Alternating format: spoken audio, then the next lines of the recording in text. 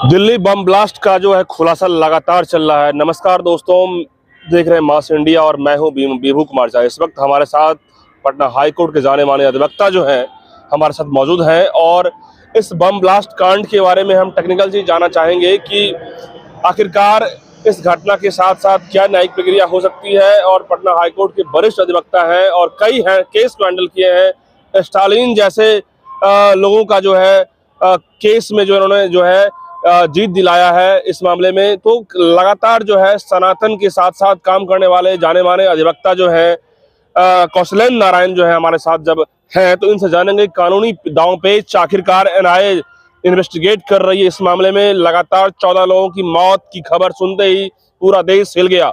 आखिरकार इतनी बड़ी घटना का अंजाम देने के बाद अब खबरें आ रही है कि अल फलाह यूनिवर्सिटी का जो है कनेक्शन दिख रहा है, जिसमें कि डॉक्टर शाहीन, मुजम्मिल, ये तमाम लोग जो एनआईए के गिरफ्त में हैं। और हम जानेंगे विशेष रूप से इनसे ही कई सारे पहलू हैं, कानूनी दांव पे जानेंगे। सबसे पहले स्वागत है कौशलेंद्र जी इस मामले में लेकर के।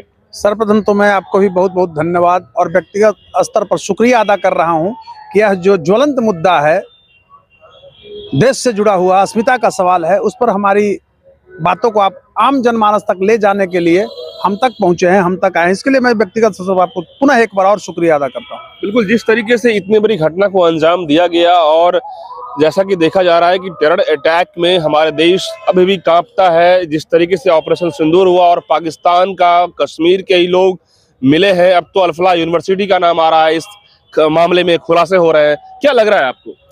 देखिए, मेरा शुरू से एक विचार रहा है। देखिए, एक अधिवक्ता होने के नाते एक हम देश के जिम्मेवार नागरिक भी हैं, तो उस हैसियत से भी मैं कहता हूं कि जहां आतंकवाद पैदा होता है जिस फैक्ट्री में, उस फैक्ट्री को ध्वस्त कर देना चाहिए। जैसे जिस यूनिवर्सिटी का आप नाम ले रहे हैं, अल फलाह यूनिवर्सिटी का, उसके चांसलर को गिरफ्तार किया गया। आपको ये पता होनी चाहिए कि वो फाइनेंशियल इरेगुलेशन का मामला वहां है। 415 करोड़ रुपया ये वित्तीय अनियमितता हो गया। ये बम पैदा कर रहे थे, हमारे देश को बर्बाद कर लेंगे, हमारे सनातन लोगों को बर्बाद करने के लिए, खत्म करने के लिए। यूनिवर्सिटी, ऐसे यूनिवर्सिटी को क्या टेरर अटैकिंग करने वाला जगह कहा जाए? देखिए, टेरर अटैक करने वाला जगह ही नहीं, मैं तो कह रहा हूँ कि आतंकवाद पैदा करने वाले, आतंकवादियों को पैदा करने वाला फैक्ट्री है, इसलिए इस फैक्ट्री को ध्वस्त कर दो, और नहीं तो चेंज करो नाम और उसको दूसरे मंदिर बना दो। सुनने में ये भी आ रहा है कि अल फलाह यूनिवर्सिटी के पैसे जो है लगातार कई जगह से आ रहे हैं, उसमें इन्वेस्ट कराया जा रहा है, विदेशी फंडिंग भी आता है, तो ये कहीं ना कहीं तार जो है बहुत दूर तक है। देखिए, आपको एक चीज, आप एक वरिष्ठ पत्रकार हैं, देखे होंगे कि 30 तरह के बम बनाने के लिए वीडियो भेजा गया था पाकिस्तान से। मुजम्मिल वो जो है, वो जो गिरफ्तार हुआ है, और खासकर डॉक्टर शाहीन, ये सब सर्जन हैं। अब पता नहीं किस पर आप भरोसा कीजिएगा, ये डॉक्टर है। अब डॉक्टर हो के इतना बड़ा देशद्रोही, ये देश, देखिए नहीं कहना चाहिए, ये लोग देश को तहस नहस करने के लिए बना ही है। इसलिए इसकी डिग्री के बाद भी जांच की जानी चाहिए, और जितना ऑपरेशन किया है, जितना ये हुआ है, इसका क्लिनिक है, सबको एक बार से जांच होनी चाहिए। और कठिन से कठिन सजा, मैं बता रहा हूँ, आजीवन कारावास हो जाएगा। आप कसाब को फांसी दे दिए, तो बम अटैक हुआ तो इसको भी फांसी पर चढ़ा दो, शाहीन को, एक मैसेज जाएगा। और हमारे जो न्यायिक प्रक्रिया है बड़ा स्लो है, आप जान रहे हैं, चाहे वो ट्रायल कोर्ट हो चाहे कोई भी हो। तो मेरा कहना है, अगर लीगल बात करें तो इसमें उसे फांसी की सजा तक हो सकती है, इसलिए कि 14 लोगों का डेथ हो चुका है। और ये एक दिन का नहीं है पत्रकार महोदय, यह सवाल आम आदमी की अस्मिता से जुड़ा हुआ है।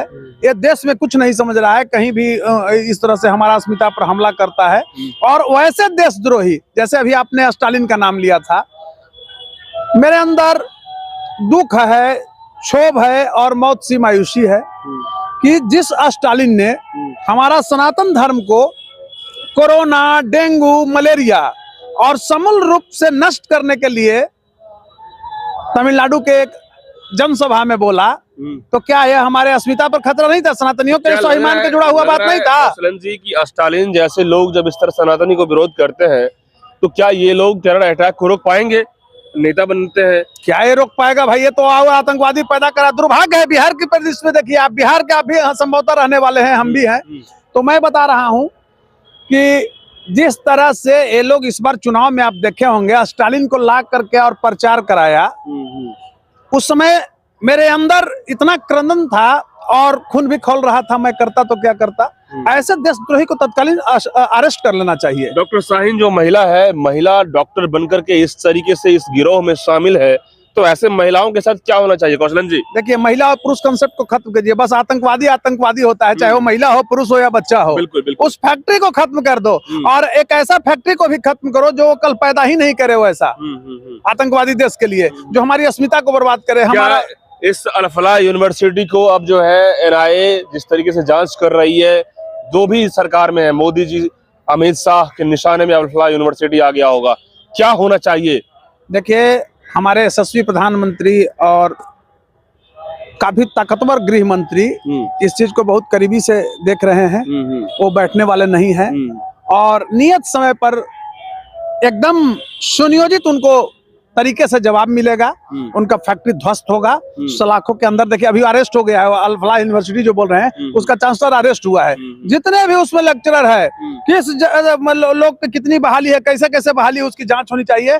और अगर थोड़ा भी दोषी पाया जाए तो सबको सलाखों के अंदर करो, क्योंकि देखिए, supremacy of law can not be challenge by anyone, it's above than us. हमारा देश है और एक कानून है, संविधान है, तो कानून की सर्वोच्चता को कोई व्यक्ति और कोई धर्म के लोग नहीं चुनौती दे सकता है, क्योंकि उसको संविधान के द्वारा ही दिया जा सकता है, कैबिनेट के द्वारा ही दिया जा सकता है। तो ये हमारा कानून को चुनौती दिया है, हमारा देश में आतंकवाद पैदा किया है। तो मैं चाहता हूं कि उस आतंकवाद पैदा करने वाला फैक्ट्री को ही ध्वस्त कर दिया जाए। लोग ये भी कह रहे हैं कौशलन जी की इस जगह पे ऐसे ऐसे यूपी के बुलडोजर के नाम से मशहूर यदि योगी आदित्यनाथ रहते तो अभी तक अल-फलाह यूनिवर्सिटी का जो है काम खत्म हो जाता। नहीं नहीं, ऐसा नहीं। हमारे मतलब वो ठीक है, मोदी जी का अपना स्टाइल है, हमारे प्रधानमंत्री हैं, मैं बात कर रहा हूँ योगी जी का, हमारे प्रधानमंत्री और यशस्वी गृह मंत्री हैं, इनका अपना स्टाइल है। ये पूरे देश इनको देखना है, योगी जी को एक स्टेट देखना है। तो बोले ना कि इनको, इन आतंकवादियों को सही समय पर भी अरेस्टिंग हुआ ना, तो न्यायिक प्रक्रिया का जो एक रूप है, सरकार का जो एक रूप है, उसके तहत इन पर कार्रवाई हो रहा है। अभी वो उसका चांसलर जो है गिरफ्तार हुआ है, मुजम्मल जो है गिरफ्तार हुआ है, शाहीन गिरफ्तार हुई है। तो ये भागेंगे नहीं, एक किसी भी बिल में छुपेंगे तो हमारी सेना इतनी ताकतवर है, हमारी इंटेलिजेंसिया इतनी ताकतवर है कि इनको पकड़ करके लाएगी। सुप्रीम कोर्ट क्या कुछ करेगा इसमें? जिस तरीके से नेशनल मुद्दा है, आतंकवादी अटैकिंग, 14 लोगों की जाने गई, सुप्रीम कोर्ट कितना जल्दी ट्रायल करेगा इसको? देखिए, सुप्रीम कोर्ट, सबसे पहले मैं बता रहा हूँ, ऑनरेबल ट्रायल का पावर सुप्रीम कोर्ट को नहीं, तो निचली अदालत में होता है। वो तो सुपरमेसी है, मतलब अपेक्स कोर्ट है। तो निचली अदालत में अगर केस सुनहरी तरीके से देखेंगे वहाँ, तो इनको फांसी होना है, इसलिए कि उसमें 14 डेथ हुआ है। बिल्कुल। तो ये बचेंगे नहीं। और सबसे बड़ी बात है कि जब बॉडी को चिथड़ा उड़ाया गया तो लोग देख के डर से जो है वहां पे लोग ऐसे आहत थे कि आखिर हमारे देश में क्या क्या हो रहा है। चिथड़े फट गए, कितने जगह जो है फरगचे उड़ गए गाड़ी के। देखिए, मैं एक चीज कह रहा हूँ, यह एक ऐसा तबका है, एक ऐसा मुल्क का गद्दार है जो रेत रेत के काटता है जिंदा जानवरों को, चाहे वो किसी भी हो। उससे क्या आप दया के भाव रखते हैं? उसके साथ आपको निरंकुश बनना पड़ेगा और ऐसे कार्य करने वाला फैक्ट्री को ध्वस्त कर दीजिए, चाहे वो महिला हो, पुरुष हो, वो नीचे से ऊपर पूरा ध्वस्त कर दीजिए। कोई कंप्रोमाइज नहीं होगा, कोई कंप्रोमाइज नहीं।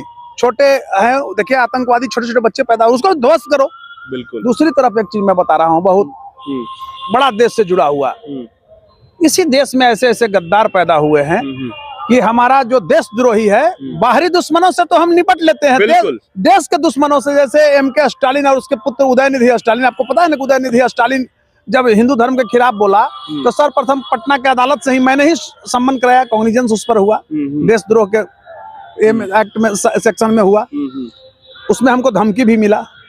बिल्कुल, आप जानते हैं। बिल्कुल, अब धमकी भी मिला और आपने केस को लगातार ट्रायल में जीता भी। आर्टिकल 32 आज तक नहीं सुप्रीम कोर्ट से मेंटेन हुआ, उनको राहत कोई नहीं मिला है और धमकी का मैंने परवाह भी नहीं किया, क्योंकि देखिए, जो राष्ट्र प्रेमी होते हैं वो मृत्यु से नहीं डरते हैं।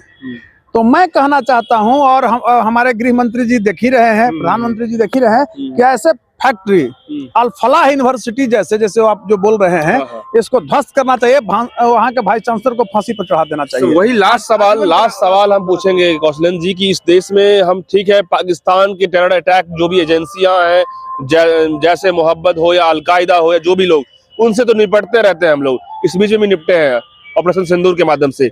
हमारे देश में जो टेरर अटैक के लोग हैं, देशद्रोही हैं, जो गद्दार हैं, जो देश को खोखला कर रहे हैं, उसके लिए ऑपरेशन करना पड़ेगा पूरे देश के बहुत अंदर। बढ़िया प्रश्न, ये प्रश्न मैं चाहता था कि मेरे सामने एक मीडिया कर्मी के रूप में आप लाए। आप ये बताइए, अभी इसका जवाब थोड़ा सा दिया था आंशिक रूप से मैं, कि पहले तो हम दुश्मनों से निपट लेते हैं, बाहरी दुश्मन, ये देश के गद्दारों से, एम.के. स्टालिन जैसे। आपको खासकर हमारे के यहाँ अभी देखिए क्या है, अभी बिहार में चुनाव हुआ, मैं बहुत सटीक तरीके से बता रहा हूँ। हमारा कांग्रेस प्रेसिडेंट को आप देखवे किए कि किस तरह से आके नौटंकी किया, श्राप लगा इस देशवासी का कि क्या दशा हो गया। यहाँ अपोजिशन के देखे होंगे, राजद वाले का जिस तरह से माने नंगा नृत्य किया सड़क पर, क्या प्रदर्शन हो गया। तो मेरा कहने का अभिप्राय है कि सरकार का रुख जो है वो स्पष्ट रुख है, और स्पष्ट जब रुख है तो मशक्कत आपको नहीं उठानी पड़ेगी, हमारे सेना मशक्कत नहीं उठाएगी। एक समुचित समय पर और समुचित उनको जवाब मिलेगा, और माने नेस्तनाबूद किए जाएंगे, वो खत्म किए जाएंगे। कैसे गंदगी साफ होगा, ये चुनौती बना हुआ है। होगा, बहुत सा गंदगी साफ हुआ। आप देखें कितना अटैक पहले हुआ था, अब अटैक क्यों नहीं होता है। अब ये गुंडाई क्यों नहीं पटना के सड़कों पर करते हैं, तलवार लेकर के और ये लेकर के, इसलिए इनको डंडा का भय है, सलाखों के अंदर जाने का भय है। तो कहने का अभिप्राय है कि थोड़ा पेशेंस रखने की जरूरत है। कोई घटना होती है तो हमारा जो न्यायिक प्रक्रिया है, हमारा जो कार्यपालिका है, पुलिसिंग है, हमारे देश के लोग अब ये चाह रहे हैं कि ऐसे लोगों में कानूनी प्रक्रिया लंबी ना हो, जितना जल्दी से जल्द स्पीडी ट्रायल में 2 महीने 4 महीने के अंदर फांसी के उसके लिए स्पीडी ट्रायल भी है, फास्ट ट्रैक कोर्ट भी हमारे यहाँ है। तो ये बचेंगे नहीं। कसाब वाला ही केस में देखे ना, क्या 6 महीने के अंदर फांसी होगा? थोड़ा समय लगेगा। अब हम ट्रायल कोर्ट में ना उस मुकदमा को हम देख रहे हैं, लेकिन एक लॉयर के रूप में, लेकिन लॉ एक बनाया जाए ऐसे कि 6 महीने के अंदर में इन लोगों का काम तमाम किया जाए। ये जरूर होना चाहिए। ऐसे जो आतंकवादी है, देशद्रोही है, इनको कम से कम समय में 6 महीने, सही 6 महीने का प्रावधान भी है, 6 महीने के अंदर ही सजा करा दिया जाए, फांसी करा दिया जाए। बिल्कुल, बहुत बहुत धन्यवाद कौशल जी हमसे बात करने के लिए। बिल्कुल, अब ऐसे मामले, ऐसे देशद्रोह, ऐसे गद्दार, ऐसे आतंकवाद जैसे देश के अंदर में जो पैदा हो रहे हैं, ठीक है, बाहर के लोगों से तो निपटते रहते हैं हम लोग। अरे मोदी जी निपटने की कोशिश की ऑपरेशन सिंदूर के मामले में, लेकिन देश के अंदर में जो गद्दार हैं, ऐसे टेरर अटैक करने वाले लोग हैं, वो भी डॉक्टर जैसे लोग, वो भी मुस्लिम कौम के लोग जो हैं, सारे मुस्लिम कौम के डॉक्टर्स जो हैं इस तरह कर रहे हैं। ऐसे जो आतंकवाद हैं, इनको नस्तानाबूद करने के लिए, इनको जड़ से खत्म करने के लिए, मिट्टी में मिलाने के लिए अब जो है एक ही उपाय है कि कानूनी प्रक्रिया के तहत जल्द से जल्द 1 महीना, 2 महीना, 6 महीने के अंदर स्पीड ट्रायल के तहत फांसी करवाया जाए। क्योंकि हमारे संविधान में कानून प्रक्रिया को थोड़ा सा लिबरल जो बनाया गया है, उसको थोड़ा सा एग्रेसिव बनाया जाए, ताकि देश की जनता और 14 लोगों की जो जान जो गई है, उसको इंसाफ के लिए इन ऐसे दरिंदों को जल्द से जल्द फांसी के फंदों पे चढ़ाया जाए। पूरा देश यही मांग कर रहा है। अब तमाम लोग क्या सोचते हैं इस मसले को लेकर के कमेंट बॉक्स में बताइए। बहुत बहुत धन्यवाद।